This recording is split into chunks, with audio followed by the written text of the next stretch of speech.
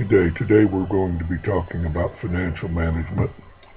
I know this is not exactly what you'd like to curl up with before a warm fire, but please bear with me, and I know we can get through this. First thing that we're looking at is just a rudimentary definition of finance. The definition of finance is the function in a business that acquires funds for a firms and manage or for a firm and manages them within the firm. For example, preparing budgets, creating cash flow analyses of different types, and planning for expenditures. In other words, the overall financial day-to-day workings of an organization. And financial management is simply the idea or the job, if you will, of managing these day-to-day financial activities. Now, financial managers are very important for businesses because when they do their job properly, the financial health of a business is looked after on that day-to-day basis. Now, you'll hear different terms, different acronyms bandied about concerning finance. For example, CFO, Chief Financial Officer, CFP, Chief or Certified Financial Planner, CFA, Chartered Financial Analyst, and a Comptroller. That when that term is typically utilized, that is the Chief Accounting Officer for the organization. Now, some of these may have these terms and these positions rolled into one or two less than separate positions. It mainly relies on the size of the organization. Now, again, what do financial managers do? They look to budget. They look to plan. They're involved with auditing of the books, typically in an internal fashion. You utilize them, hopefully, to manage the tax burdens that you have upon your firm. You should have them in a capacity of advising top management on financial matters. You should also, have them involved in controlling and collecting funds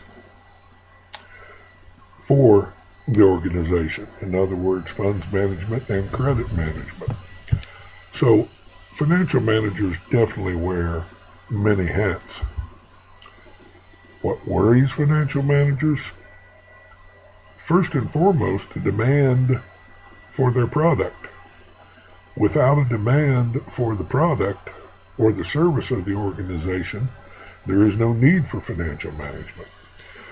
But they also have to worry about other things, credit markets and interest rates, because sooner or later, all businesses of any size must obtain monies through credit measures. Financial regulations from the government, because of course this denotes how they can obtain that money, how they may obtain that money, and the types of interest rates and other types of vehicles that they will be required to pay. The volatility of the dollar absolutely is affected and is worrisome and troublesome to financial matters because this gives you an idea of how your product and or service in fact trades upon the world markets. Foreign competition, because as we talked about throughout the course, we are in fact a global economy these days, and environmental regulations, because these, while always properly meaning, definitely add cost to what is going on with your organization from a financial standpoint. Now, why do firms typically fail financially? First and foremost, and there's no excuse or it's no accident that this is number one, and that is undercapitalization.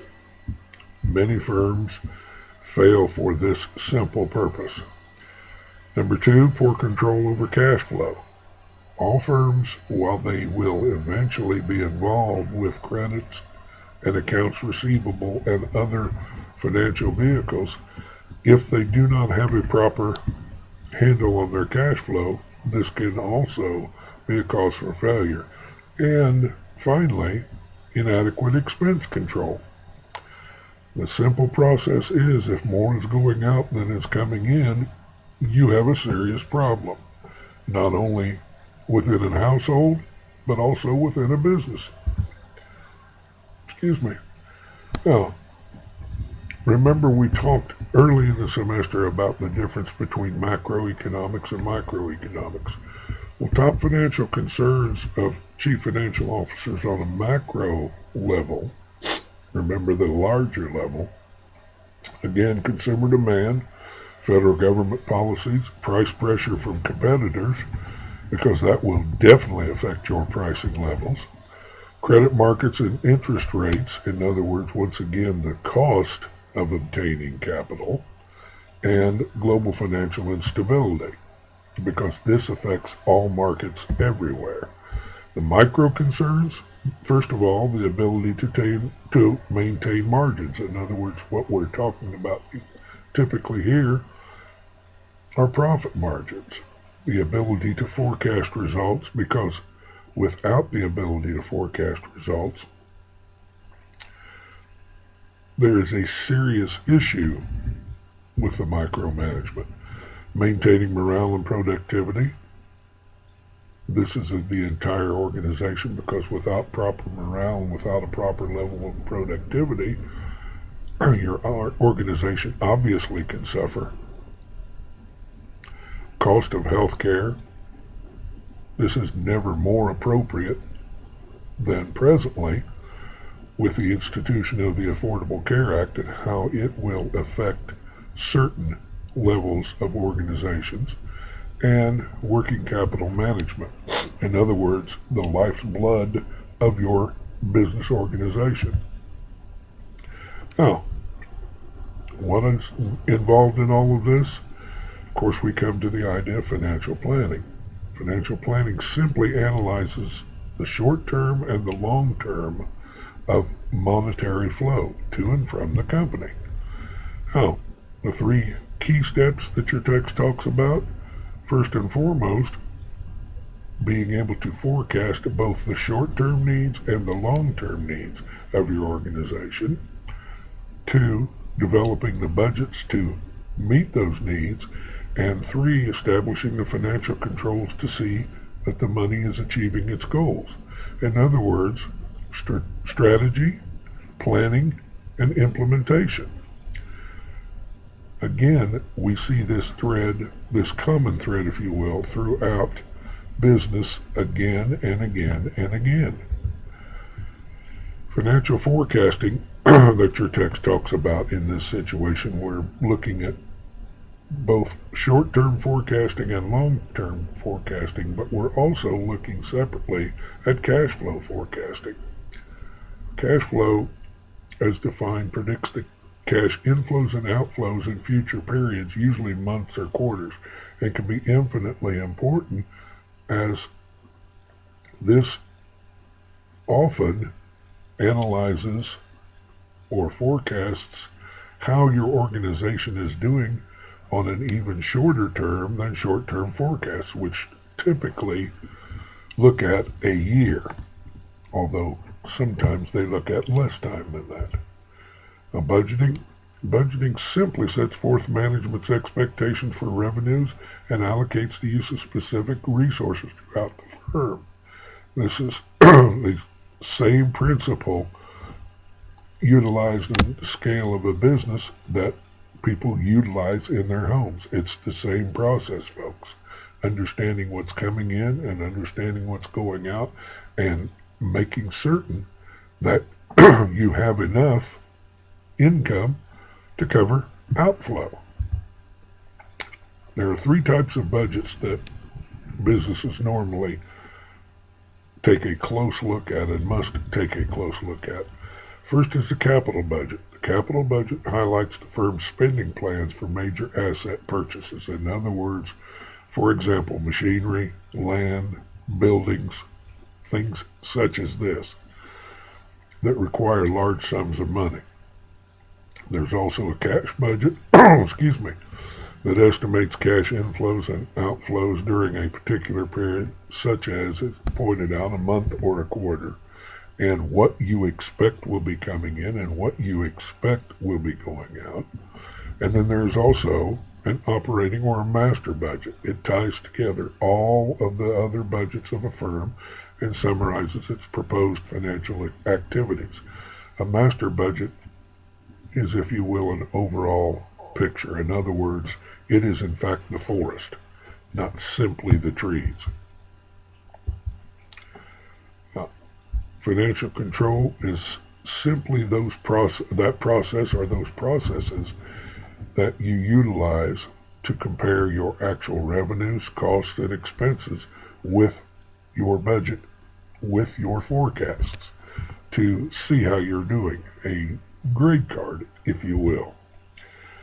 Now, what kind of questions do you look at involved in this, in financial control? Well, as this slide points out, is the firm meeting its short-term financial commitments? In other words, are you paying your bills on time? Secondly, are you producing adequate operating profits on your assets? A form of return on investment, if you will, but in this situation, you're looking at seeing if your assets are actually making you money. Because if your assets are not making you money, those assets may be the ones that should be looked at to jettison in lieu of income producing or revenue producing, if you will, assets. How you are financing your assets, if you're financing your assets in a short-term or a long-term basis, and if the method or those methods are in fact working. And finally, are the owners receiving an acceptable return on their investment? Sooner or later, folks, if that is not happening, you will find fewer investors. Excuse me. The text talks about key needs for operational funds in a firm. First of all, and foremost, you need to look at managing day-by-day needs of the business. This is simply the idea of operational funds, managing those operational day-to-day workings. Next, controlling credit operations.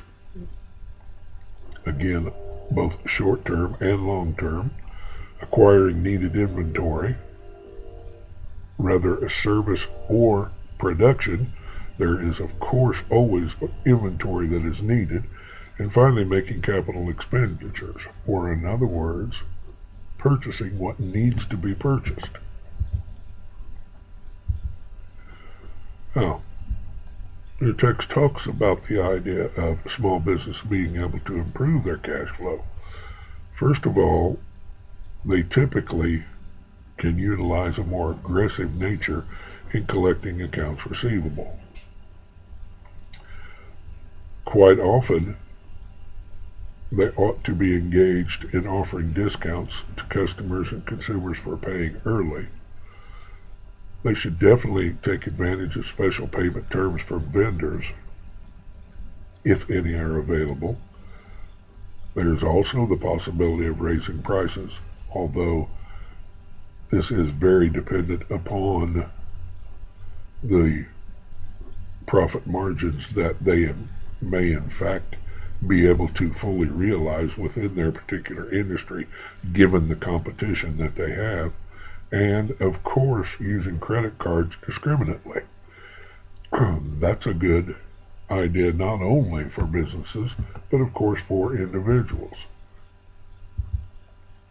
Now, let's talk for a few minutes about using alternative sources of funds. There are two types of funding that we will talk about. One is debt financing and the other is equity financing. By means of definition, debt financing simply are the funds that are raised through various forms of borrowing. These funds must be repaid.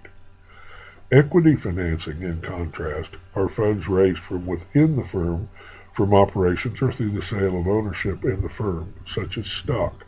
In other words, equity financing is gained by either the operations of the firm, often sales, but other operations are possible, and sale of stock, if that vehicle is in fact present. These funds do not need to be repaid. Now, short-term, long-term financing, what are we talking about here? Short-term financing, we are typically talking about funds that are needed for a year or less.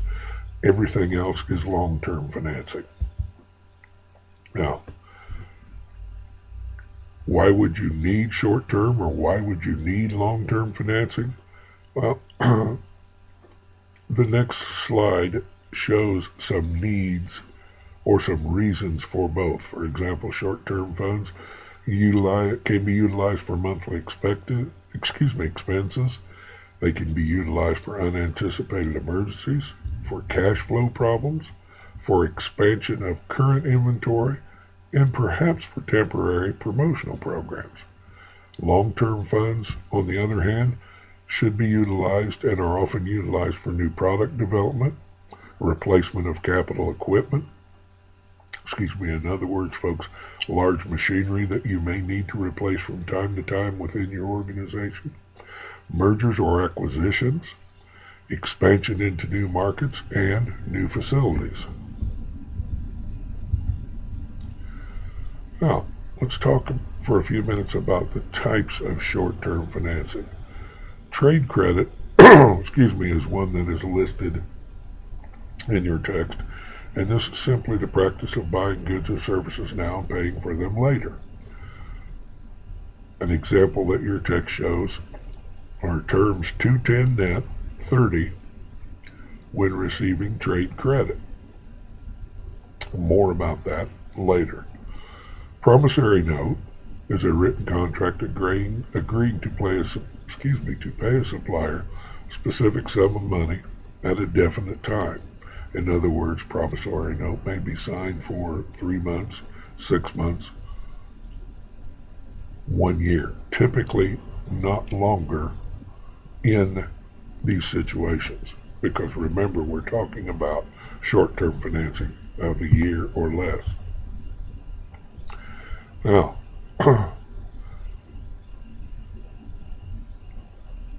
quite often, firms will utilize short-term financing from friends and family. As this points out, there are 3 things that are very important when doing this. First of all, specific terms should be agreed to. This can cause major issues with friends and family, especially where money is involved. Number 2, put the agreement in writing. It makes no difference if this is your family. It makes no difference if this is your lifelong friend. The agreement should still be put in writing. And finally, arranging for repayment the same way they would for a bank loan. This simply puts everything above board. Now, Is it difficult to obtain short-term financing? Yes, it absolutely can be. As your text points out, banks generally prefer to lend short-term money to larger, more established businesses. It can be difficult for startups or relatively new businesses to gain this type of financing. And of course, the financial crisis that we have been in by many measures for at least 5 years now and beyond definitely affects this type of financing. Now, there are different types of short-term loans that your text talks about. First and foremost is a secured loan, which is backed by collateral. Collateral is anything that you put up in the event that you are unable to pay back the loan under the terms written. The collateral can then in fact be seized. Unsecured loans don't require collateral from the borrower. If anyone has ever, for example, had a loan with a credit union, these are typically known as, or used to be known as, at least signature loans. You were simply borrowing money on your signature. A line of credit is a given amount of money that a bank will provide so long as the funds are available, and this is not always utilized all at once. For example, a bank may have a $10,000 line of credit. You may only have $3,000 or $4,000 of that money in use at any one given time. And a revolving credit agreement, which is a line of credit that's guaranteed, but it comes with a separate fee. In other words, this is not the idea of funds simply being available. This is the idea of this line of credit will be there. However, you have to pay a separate fee. Now, let's talk about the idea of factoring. Your text talks about factoring. Factoring is defined as the process of selling accounts receivable for cash. In other words, the idea becomes, if you have $100,000 in accounts receivable and you are in a major cash flow crisis, you may sell those $100,000 or that $100,000 worth of accounts receivable to someone for $50,000 cash. In other words, you have received a percentage or a factor of the face value of those accounts receivable for cash. Excuse me. As you can see, factors charge more than banks, but many small businesses don't qualify for these loans. Commercial paper is another type of financial vehicle. Commercial paper, as defined, are unsecured promissory notes in amounts of $100,000 or more that come due in 270 days or less. In other words, in roughly 9 months or less. Since commercial paper is unsecured, only very financially stable firms are able to sell it typically. All firms could move to try and sell commercial paper. It is simply that the market will not be available to them. Credit cards, of course, credit cards act much the same way with small businesses as they do with individuals. The issue becomes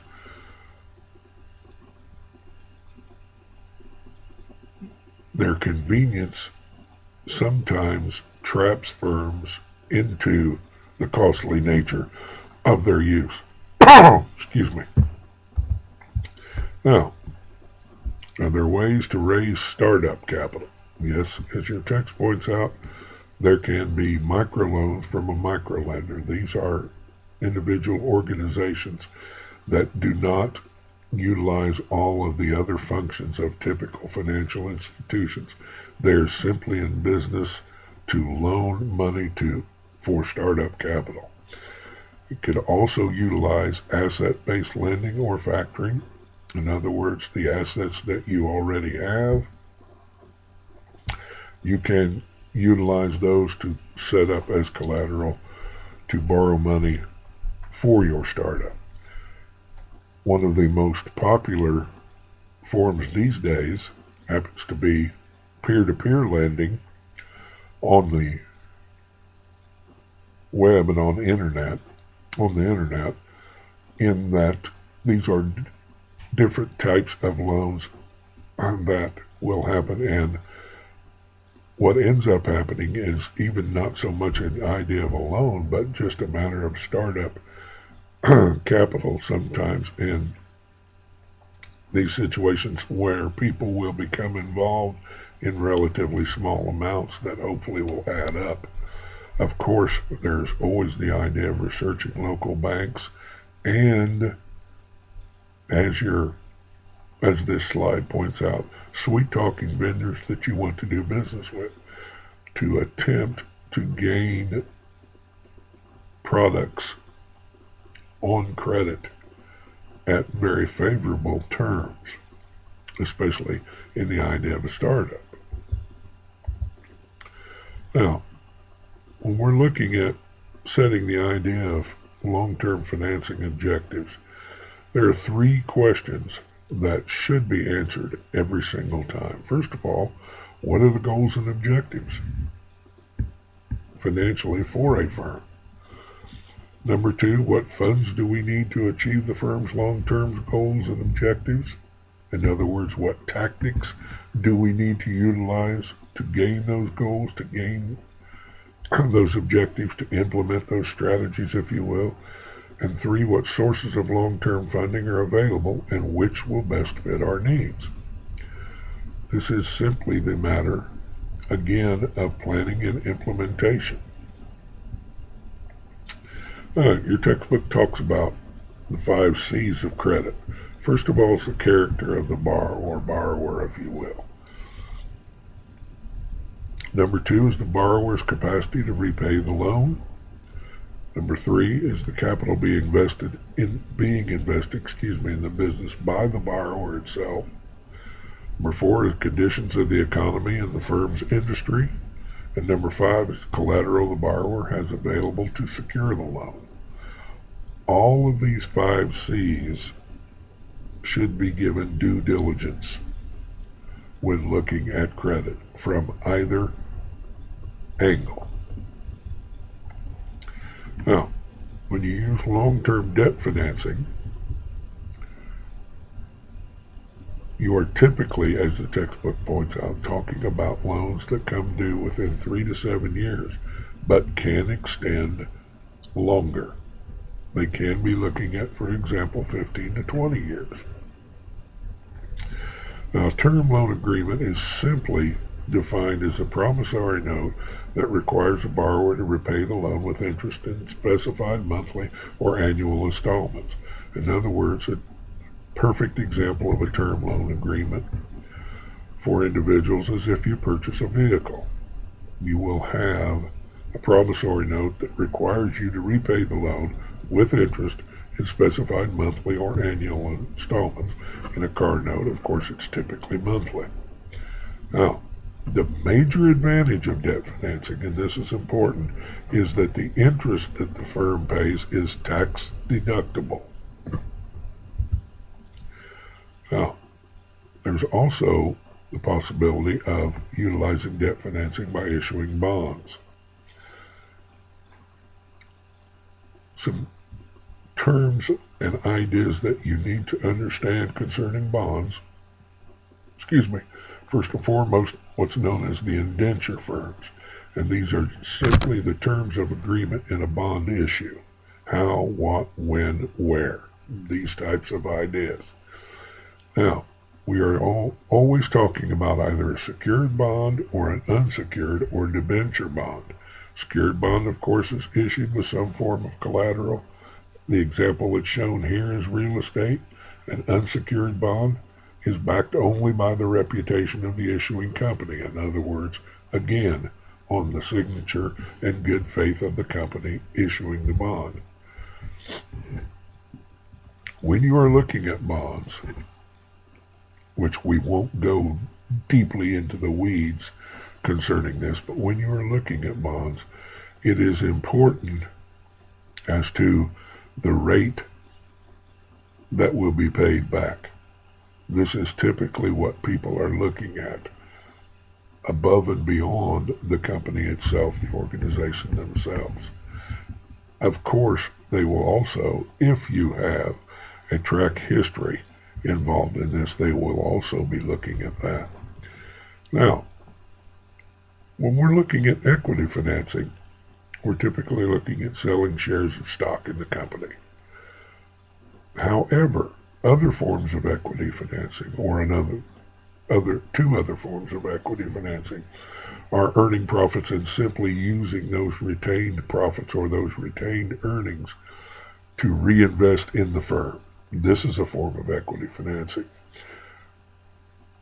The third form is also looked upon as venture capital. In other words, money that's invested in, as the text points out, new or emerging companies that investors believe have great profit potentials.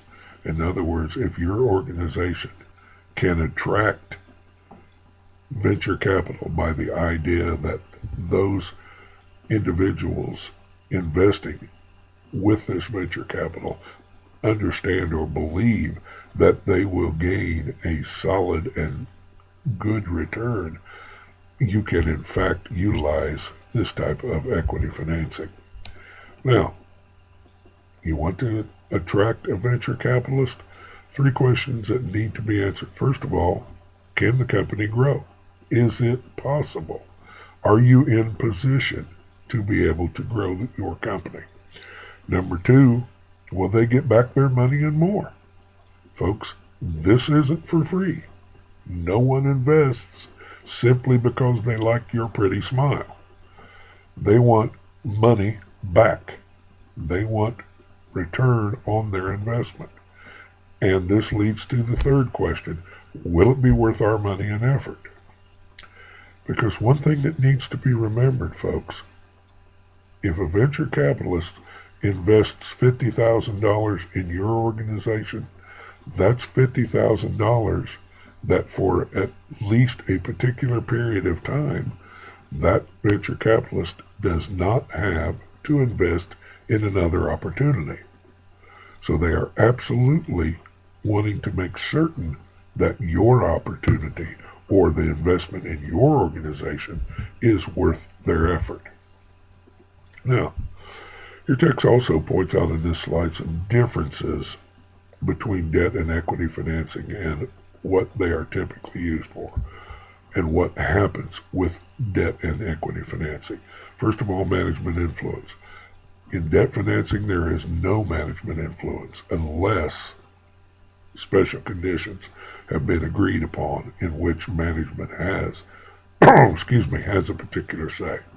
Equity financing, there is influence in that common stockholders have voting rights. Remember when we talked about stock, common stock, and preferred stock, common stockholders have voting rights. So there's absolutely influence in that fashion. Repayment, debt has a maturity date. In other words, debt has a date when it is to be completely repaid. Stock has no maturity date. That type of financing may lay in someone's lockbox seemingly forever. Yearly obligations. In debt financing, there is a payment of interest each and every year. In equity financing, there is no legal liability to pay dividends on stock shares. Now, of course, the practicality is if you go many quarters or many terms without realizing a dividend, good luck attracting investors. However, you are not legally liable to pay dividends. And finally, tax benefits. And please remember this is important. Debt financing is tax deductible. The interest is tax deductible. Dividends are not. Any dividends that are paid or that are earned through equity financing are not tax deductible. Now, there's also a term that's bandied about quite a lot. It's called using leverage. Well, using leverage for funding needs simply is defined as raising funds through borrowing to increase the firm's rate of return. Now, that idea is simply looking at the rate of return that you have on your financial transactions. And the cost of capital involved in utilizing leverage is the rate of return a company must earn in order to meet the demands of its lenders and the expectation of equity holders. In other words, the rate of return on their money. How often their money realizes what they expect it to realize.